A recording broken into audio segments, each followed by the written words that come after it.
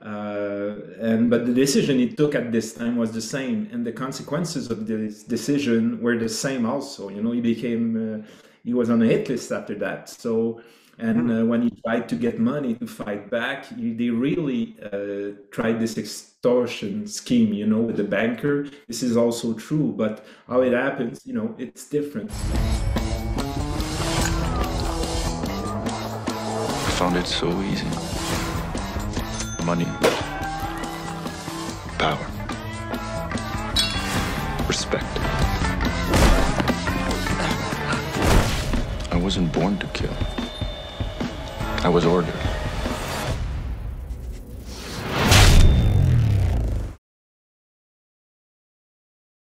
Raymond, how Hi, are you? good, you? I'm doing well. I'm doing well. Where in the world are you?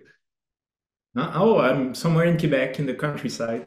Uh-huh. Makes sense. That's where they lay the bodies, according to Donald. Yeah, there's room for that around here. Yeah, a lot.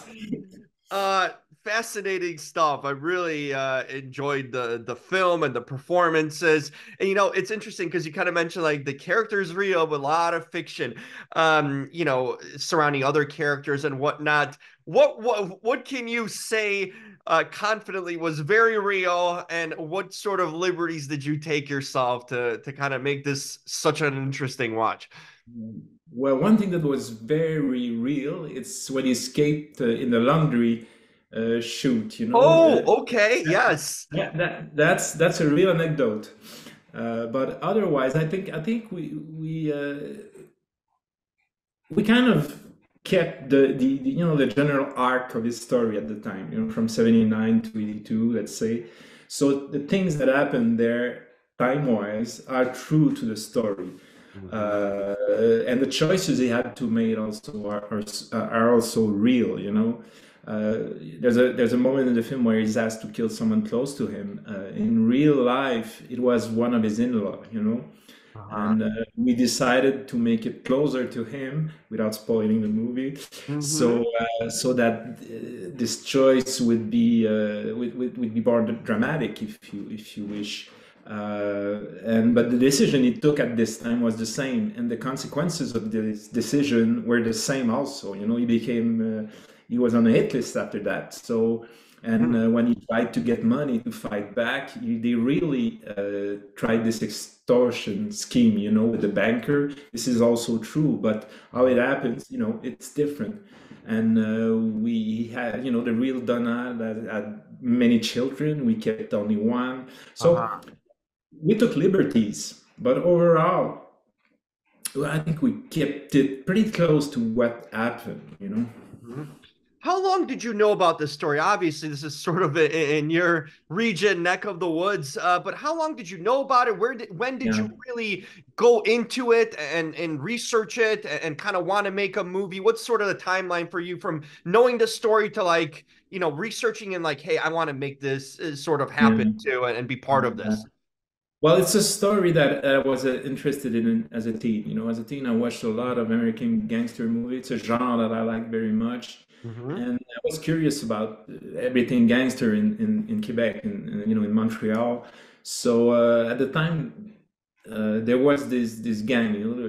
We see in the film one of the brother, Claude Dubois, but he was a member of a family of 9 boys, which were 8 of 9, or maybe even all 9 were criminals at Hmm. different levels. They were not a gang by themselves.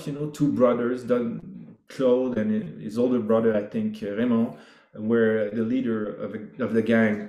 But it was a huge thing at the time. They had, I think, 200 or more soldiers in the city, and they were very powerful. Even fighting, being respected by the Italian mafia at the time. So I was interested in the scene, but with time, everything, I did something else, and this story was also kind of forgotten. It's a little story. It's not that important, so it's not in the history books.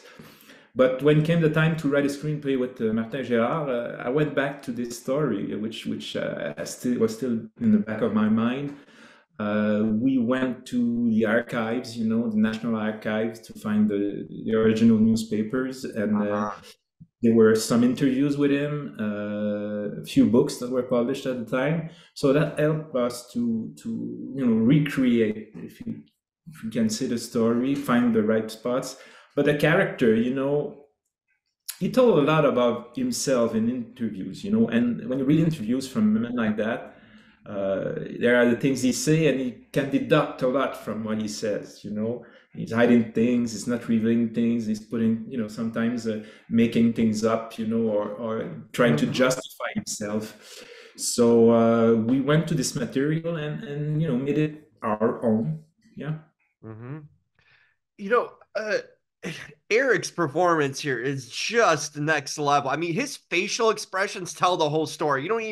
He doesn't have to say much because you can see his reactions on his face. It just tells the whole story of this character, and it fits because this is a guy who doesn't talk really much until later on. But how quickly did you know Eric's the guy for this? Because I don't see anyone else being kind of able to pull off this character. He becomes Donald, really, and it's just unbelievable. I thought his facial work was great. Yeah, well, we did auditions, and but Eric, was already when he came in, had this feeling, oh, I think it's gonna be him, not only because he's good and somehow looks like him also, but because he was so invested and interested. He came in auditions and started asking questions, and let's do it again. And it was so involved, so deeply involved. I felt that he really wanted to play this guy, not just for the job, but because it was also a great role. He's in every scene of the movie. Yeah. He's everywhere. The story is told by his point of view. So for an actor, it's like, wow, it's a dream. I can really dig into this guy and try to understand what he was and use all my skills to express his emotions and his reasoning.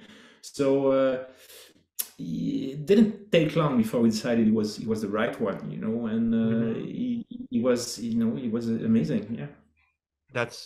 He was fantastic. I thought he carried the film, and and it's tough to do when you don't talk much on screen to it's so physical, this role, and so expressive facially wise. I thought that's another layer of difficulty that he navigated so well. So yeah, well, he's good with the details also, the way he holds his cigarette, the way he delivers the line, all these gestures, Yes. How to use a lighter, it's an art, and it's an art form that that's forgotten, but he got all those details right, so yeah, he's great. Yeah, no question. Completely agree. Did you do research, or in a sense wonder what happened to the real Donald? I don't know if he's alive or not, or did you kind of also imagine what happened sort of after, his life kind of continues, after the film, but did you ever imagine if he saw his family or not? Because I had so many questions kind of wondering what happened to the guy later on in life. You know what I mean? Because there's so much still more to this story in a way. Yeah. Well, it's just the rest of the story is also what makes him kind of interesting, after the trials, he was giving, like we say in the film, a 6-year or 7-year sentence for the kidnapping he did, but wasn't punished for all the murders he did, and he just disappeared. He just lived apparently a regular life, committed no crime, didn't go back to crime, not even a speeding ticket, they say.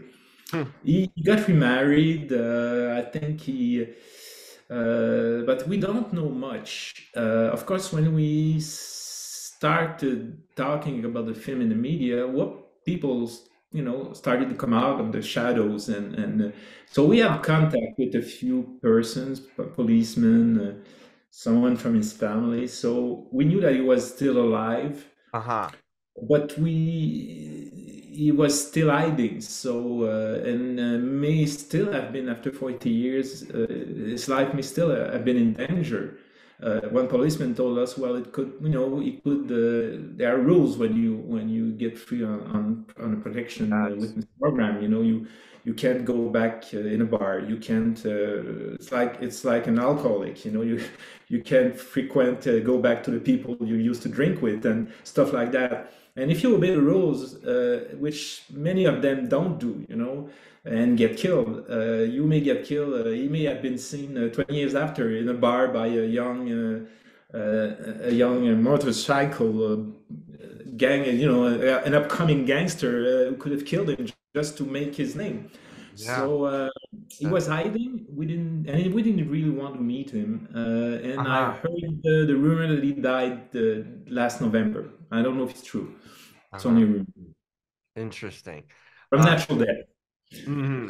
What I mean, heck of a life. I'll tell you that much. You know, if that's the case. But you and Eric and the team created just a fantastic, really enjoyable movie to watch and super interesting. And what a story, you know, that many probably don't know unless you sort of are from the Quebec region and you know, remember it back in the day. But fantastic work, and really enjoyed that.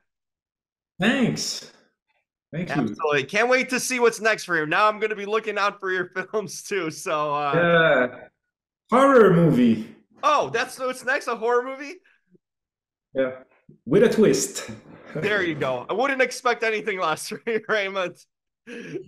Bye. Well, thank you for taking the time. Really appreciate it. And I'll be looking out for this horror movie. Is it coming out? Are you working on it currently, or is it going to be released soon? Or we're shooting in August. Okay. So it's for 2025. Yeah. There we go. Good luck on that, and hope to catch up with you again. Thank you. Thank you. Bye-bye. Pleasure.